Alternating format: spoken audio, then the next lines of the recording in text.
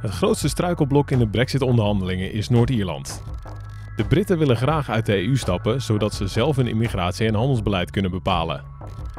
Tegelijkertijd willen zowel de EU als het Verenigd Koninkrijk dat er geen harde grens tussen Ierland en Noord-Ierland ontstaat.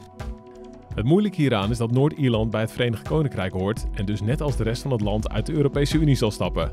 Omdat het land dan andere regels zal gaan hanteren dan de EU, moeten er controles aan de grens worden gevoerd. De Europese Unie heeft voorgesteld om Noord-Ierland in de Europese douane-Unie te houden. Maar, zegt het Verenigd Koninkrijk, zo ontstaat er weer een grens tussen Noord-Ierland en de rest van het Verenigd Koninkrijk. Dat is voor de Britten weer onacceptabel. Equally committed to the avoidance of a hard border between Northern Ireland and the rest of the United Kingdom. De onderhandelingen zitten nu dus in een impasse. Dit onderdeel van de onderhandelingen is gekoppeld aan de rest van de Brexit-deal. Komen de EU en het Verenigd Koninkrijk er dus niet uit voor 29 maart 2019, dan valt het Verenigd Koninkrijk uit de Europese Unie zonder akkoord en ontstaat er sowieso een harde grens tussen Ierland en Noord-Ierland.